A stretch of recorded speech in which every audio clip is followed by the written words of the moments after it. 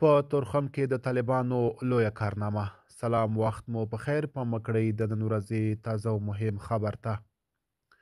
د افغانستان ختیځ ننګرهار ولایت د کرنې او اوبو لګولو او مالدارۍ ریاست وایي د تورخم حیواني قرنطین کارمانانو له پاکستانه په قاچاقي ډول راوړل شوي 1500 کیلوګرامه کبان نیولي دي.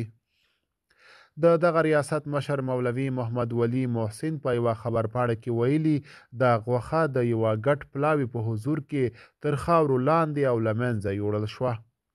د ښاغلي محسن په وینا له هغه وروسته چې د افغانستان او پاکستان ترمنځ صادرات او واردات بند شوي، د اسلامي امارت د نافذه قوانینو او مشرانو د هدایت مطابق هیڅ چاته اجازه نه ورکول کیږي چې د پاکستان له خاورې حیواني او نباتي محصولات هیواد ته رانباسي. نوموړي له سوداګرو او ټولو افغانانو غوښتي چې د ملي ګټو په پام کې نیولو سره د اصولو مطابق له نورو لارو خپلو سوداګریزو فعالیتونو ته دوام ورکړي.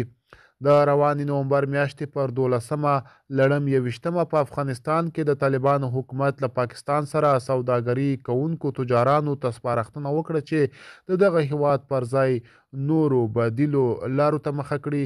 همداراز یې خبرداری ورکړې چې که له پاکستان سره یې سوداګري روانه وساتله نو د ستونزو پر مهال به یې غږ نه اورېدل کیږي.